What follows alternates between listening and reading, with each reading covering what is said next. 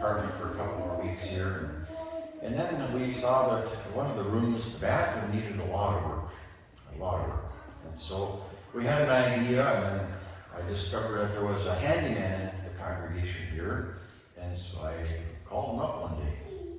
And sure enough, he was willing to come over. If he had to do over, he maybe wouldn't show up again. I don't know. But his name is Kurt Gruba, and he's been a real blessing to us. And so he came over there one day and showed him our project in our bathroom there. And we came up with a plan together, and he's got good ideas. Well, let's do this over here and this over there, and adjust some things here and there. And this was our plan. We put this plan together. And so then the next day, I think it was the next day, started tearing the walls out of there, and cupboards, and cabinets, and bathtub. A bathtub that weighed, I don't know how many pounds up it weighed. It was exceedingly heavy. Anyhow, I took the cabinets out and started ripping that stuff out there, and the kids said you could help me a little bit here and there. And as soon as I got that cabinet out of there, like Kurt said, with an old house, you never know what you're going to find. Guess what we found behind the cabinet? Starts with a C. A chimney. We found a brick chimney. And I knew right away our plans would have to change because of a brick chimney. The chimney had the last word. I wasn't about to tear it out of there. And I'm sure Kurt, you probably didn't feel like tearing out there either, did you? No. And so the chimney said, I don't think you're going to have this kind of plan. You're going to have to call Kurt and say you're going to have to come up with something different. I thought about that, and thinking of our scripture text for today, we come up with all kinds of plans and ideas and so on and so forth for our lives, different things that we'd like to see, like to do, things that we think of, and so on and so forth. But there's one person that has the final say.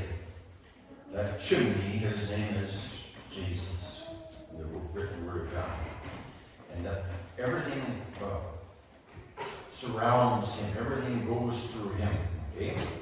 So the first thing I'd like for us to look at here this morning is the plans of man. The plans of man. Feel free to fill it in your bulletin there. You'll notice in verse 16 here, we're actually in kind of the middle of several chapters of King Solomon. He writes different contrasts of the upright and the wicked, different things that happen in the life of people, in people's lives. So we notice here in verse 16, the plans of the heart belong to man. Okay? The plans of the heart belong to man. Now notice those plans of the heart. They're way down inside of us, in our hearts and our minds, the inner part of who we are. We think of things, we create things, we come up with plans. Maybe we have a plan what we're going to do with the rest of our day today. We come up with a plan, a lesson plan for Sunday school, or maybe you're a teacher at school, or you have some kind of a plan for the rest of the week, whatever it might be. We have plans, we have ways to think through things. We have a mind that has the ability to think. So when your teacher gives you some algebra or some English or whatever, this past week I went up to Camp Hocha, and we had our district pastors meeting up there and retreat. And so after that event, we had dinner over in Devil's Lake. And so from there, I just went down to Edmore, North Dakota, where my sister, she's a teacher over there. And so she showed me her room.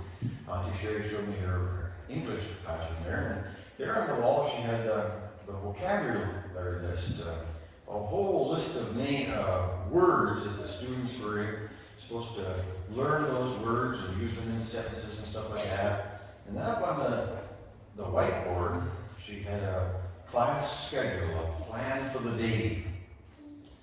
And where do we get this idea, this process of thinking, where we think things through? We come up with plans for remodeling and so on and so forth, different plays, maybe offensive play or a defensive play or whatever it might be. Well, we could go all the way back to the book of Genesis. In the book of Genesis, we see there in the beginning God created the heavens and the earth, and everything was formless and void. And yet God, He started putting things in order through His Word and His thought process. Making the trees and the birds and different things like that, forming it together into what we have in our earth today. And then we discover that man is created in the image of God. Okay? We see God's creative handiwork, His thought process, and you and I are created in that process. Okay? We were made in His image. So we have this ability to think things through. Okay? And so King Solomon even says here, the plans of the heart belong to man. We start thinking these things through. God has given you that ability to do that, right? Notice also, as the plans in our heart start stirring, God gives you that ability to do that.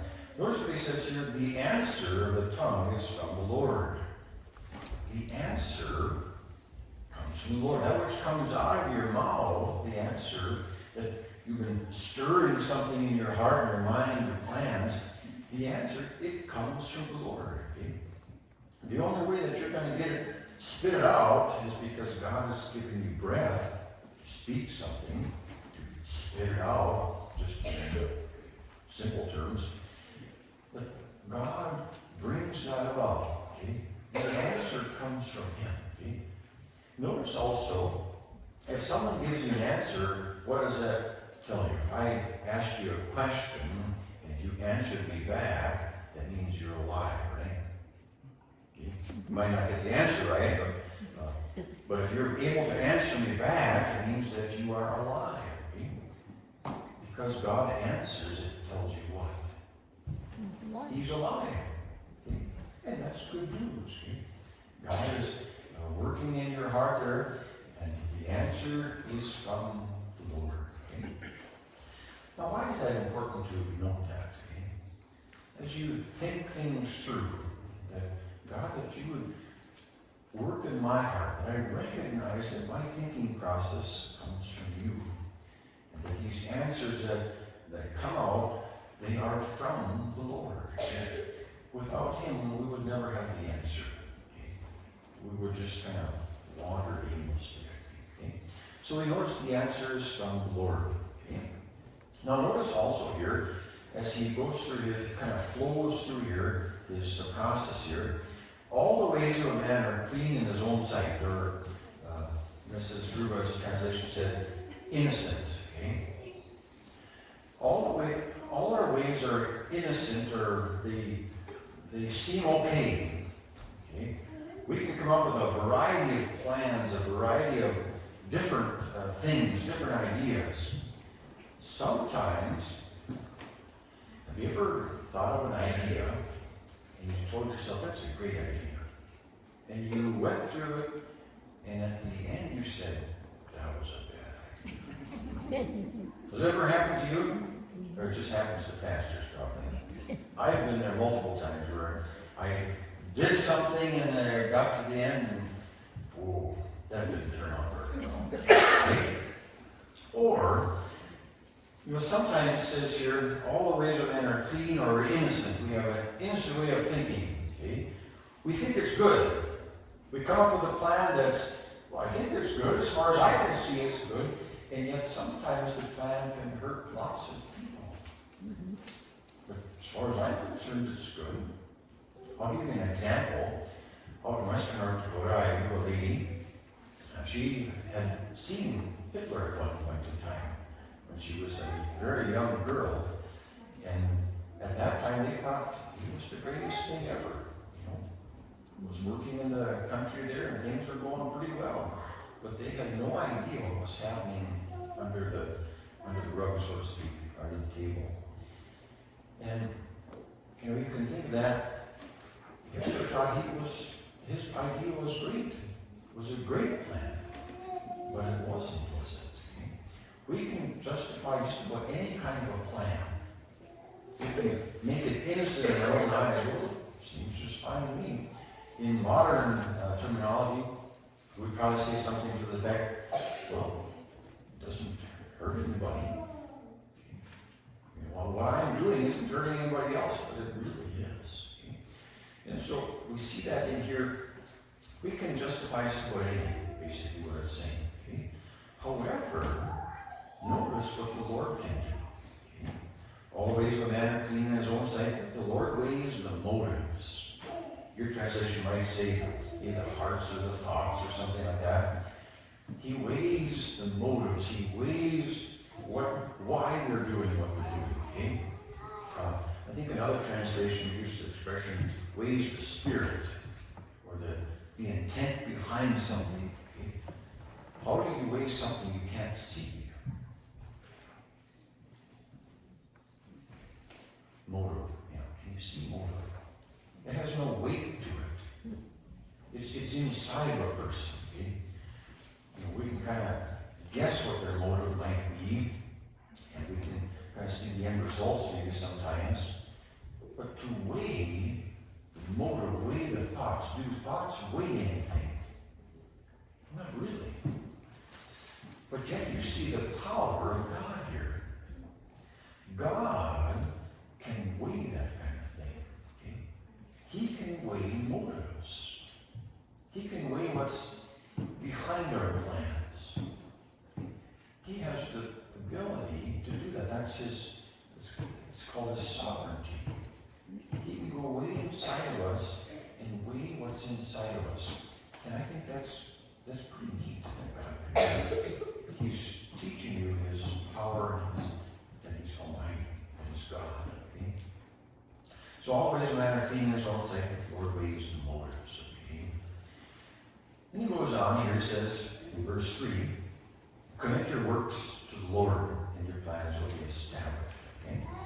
So commit your works to the Lord.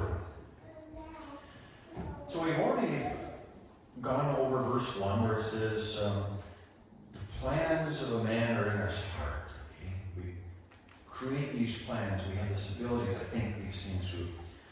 Okay? Then he says here in verse 3, to commit your works to the Lord.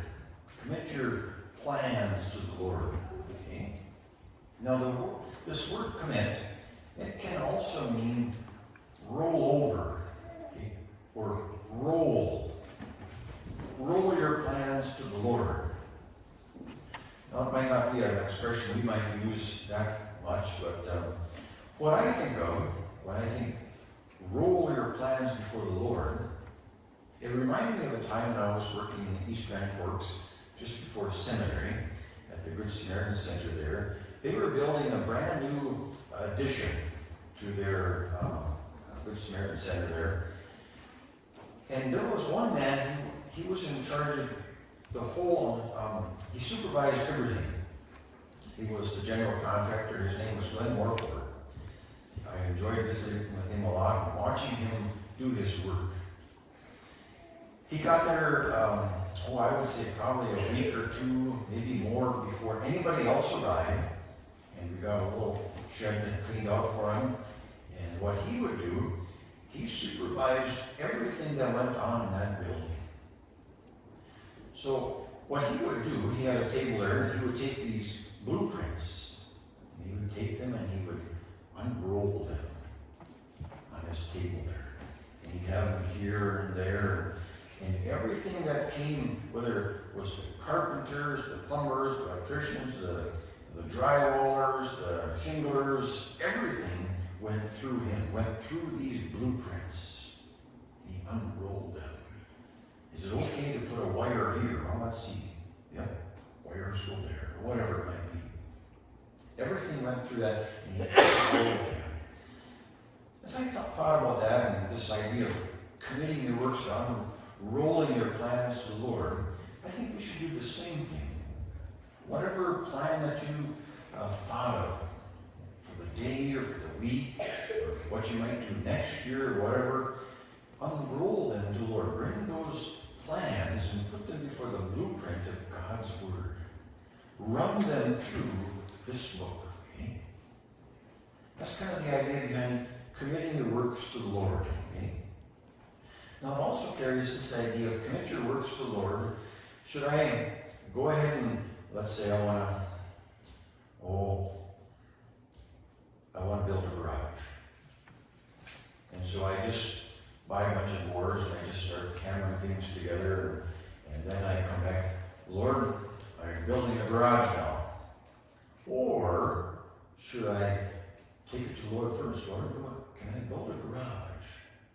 Do I have enough money for it? Do I have this and that and that? Okay? Which would be a better idea? The idea is, before I start with my works, okay? Before I do it, I unroll it to the Lord. I give it to the Lord.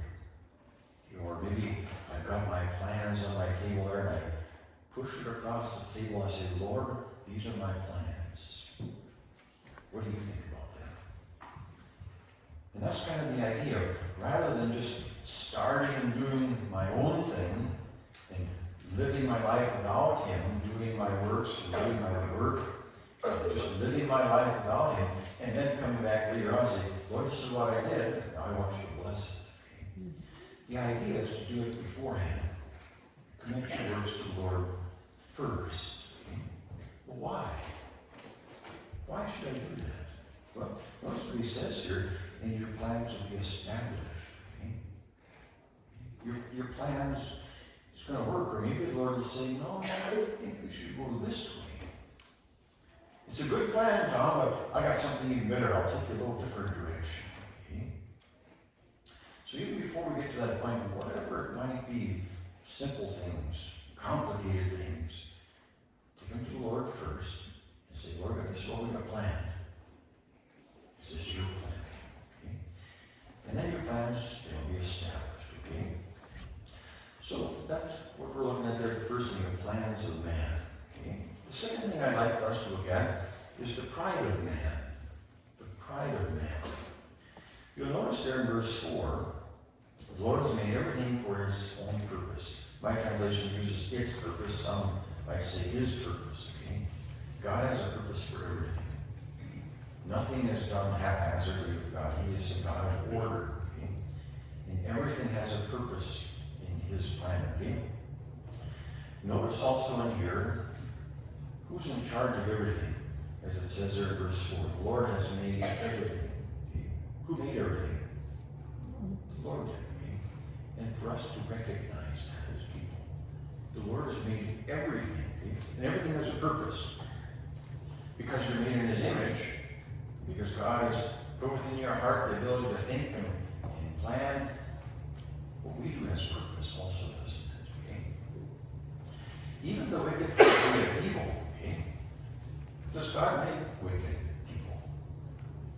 The answer is no. Okay? God made people back in the Garden of Eden, Adam and Eve, and they deliberately rejected Him. They rebelled against Him. They doubted His word. And they sinned against Him. And unbelief equals wickedness. Okay? And so God says here that even the wicked, in the day of evil, that day will come. Okay? So in the context here then, going ahead, doing our own thing without taking our plans to the Lord, the context would suggest that it's a wicked thing to do. It's not the best option for us. Okay? To just live our lives without Him, doing our own thing without Him, and never giving Him a second thought, just going along life without Him. It's not the best route to go. Okay? To go and live your life without Christ isn't going to work out the best in the end. And so He's speaking this to us, that that time will come, even the wicked for the day of evil. Okay?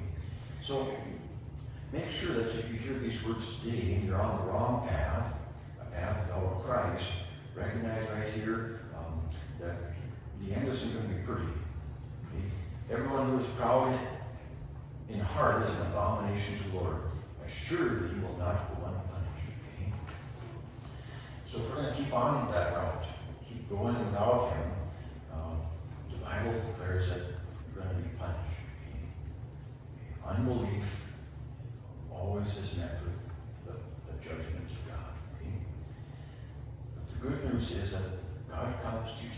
maybe to encourage you, okay, maybe I've been on the wrong path. Maybe I don't put God in my plans. And if we're honest with ourselves, we're all there sometimes, aren't we? We all start off in a direction and say, oh, good grief, I don't think I'm on the right road now. What God is doing through His Word here, He's stirring in our hearts and saying, Tom, or whatever it might be, I have been making my own plans without you. And I see here, I have a proud heart. I don't take into consideration what I'm doing with you, Lord. Okay? And I see that it's an abomination. He doesn't like that. Okay? It's not good. And there's punishment involved in that. Lord God, I've been there. Okay? What do I do to get out of there? Okay? Well, that would bring us to verse 6 there. By loving kindness and truth, iniquity is atoned for. Okay? By loving kindness and truth, okay, God has convicted me of my sin. Sometimes I just go on my way and I never think about God. And God says there's going to be punishment at the end for that. Okay? God spoke to my heart. What do I do next? I see the next verse and I see there's loving kindness and truth. Can cleanse me of that. And that's good news. Because I need that, you need that. Loving kindness, another word for that is grace. God's grace and His mercy and His truth. Through that, my proud heart can be washed away. That pride, that arrogance of thinking I don't need God to run my life. Loving kindness and truth. Okay? Who is that? When you see verse 6, by loving kindness and truth, iniquity is cleansed away. Who is that? Jesus. Okay? And that's the good news. And He wants to point you to Christ this morning. Okay? I've been going my own way. I don't give Jesus time of day. I see trouble ahead. The Scriptures point to trouble. The Scriptures also point then to loving kindness and truth. And that's Jesus. That's the only way we're going to get rid of that iniquity, that sin, okay? And that's the good news. That's good news for us, okay? Notice also towards the end of verse 6, and by the fear of the Lord, one keeps away from evil, okay? I just kind of paraphrase that. Give it to the Lord first, and you'll spare yourself a lot of trouble.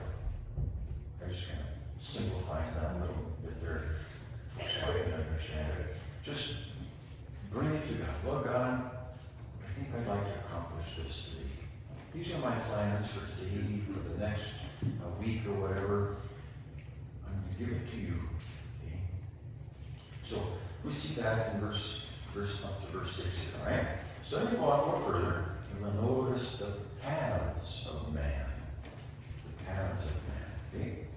So notice the plans, the pride. Now notice the paths. Okay? So notice there in verse 7, when a man's ways are pleasing to the Lord. Okay? When a man's ways are pleasing to the Lord. As I was thinking this, there was a song that came to my mind. And so I did a little research about where the song came from. And I came to this. It was 1940. It was a man, Kenneth Morris. He was an African-American songwriter. Kenneth Morris was on a train he got on in Kansas City. And he was on his way to Chicago. One of the places that they stopped, the depot there, he got off just to stretch his legs a little bit. And there was a porter humming a tune, kind of singing a tune along. And he didn't think much of it. And he got back on the train, went to the next stop. But while he was on the train there, on to the next stop, that song kept popping in his mind. Those words that porter was singing. And so when he got to the next depot and he got back on a different train to go right back to this depot he just came from, he found the same porter and had him recite the words to him, the lyrics. And then he took those lyrics and he expanded them, and he eventually came up with a new song with those lyrics and expanded, just a closer walk with thee, dear Lord. Okay? That song has been sung by many, many, many artists. Have you ever heard that song before? Just a closer walk. Okay. Who have you heard sing it? Patsy Cline? Yeah, Patsy Cline sings it. How about Elvis? Elvis has sung it. Other kind of singers you've heard? I don't know if Willie Nelson ever sang it or not. But, okay.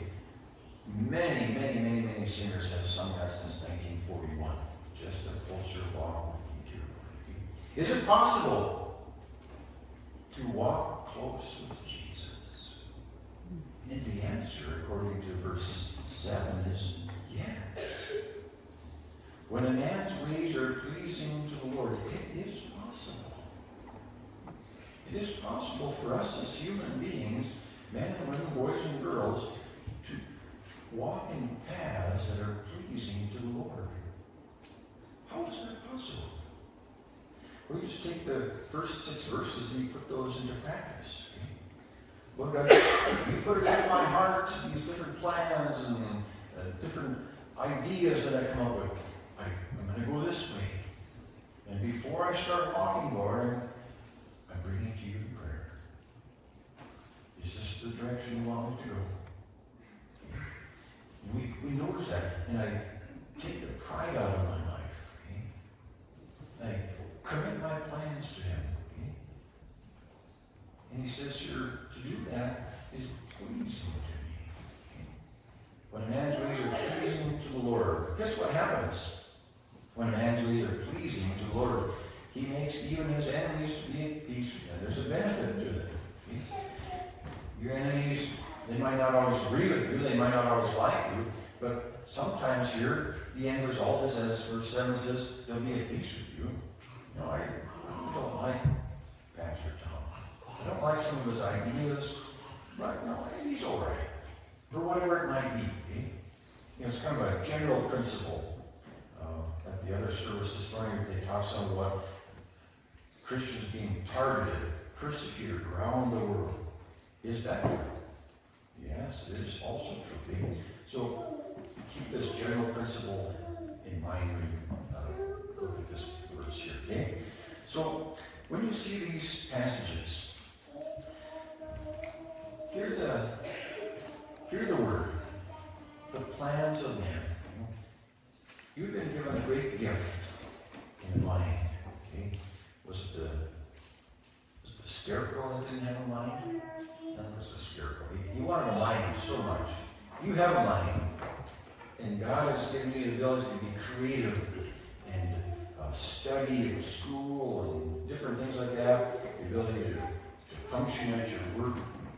Bring your plans to the Lord. Okay? And those plans be established. Say, Lord God, I need you in my life. Nothing, I can do nothing without you. That's kind of the idea behind that. And take that pride out of my life. I've been living my life without you, Lord. Lord God, I see the end result of that according to your word. It's not pleasing to you. And that ought to be punished at the end. Lord, I've been going that route. Now I want to come back. It's called repentance and faith. Because with Christ, there is loving kindness, there's mercy, and there's truth, and there's the forgiveness of going our own way. And that's the good news. And as you go on your path, okay, you can walk closer to Jesus, bringing you paths to the Lord. That's the good news that we have to share this morning. Let's pray. Lord, thank you for your word that encourages us in our day-to-day living to walk closer to you as we have different ideas, plans that stir up in our hearts and our minds. Thank you for giving us a sense of creativity, a sense to be able to plan, and so on and so forth. We just ask, Lord, that you would help us to give those plans to you on a regular basis, that you would guide us and lead us. And Lord, when we go on our own way without thinking about you and plans, that you would use your word to bring us back and invite us back to your loving kindness and your truth. So we thank you, Lord, for that. Lord, thank you that our paths, as we go from this day forth, that our ways can be pleasing to you. So we thank you, Lord, for that. Not because we're trying to earn salvation, that's already done. You did that for us. by placing our faith in you, Jesus, we can walk close to you because of your Son, Jesus.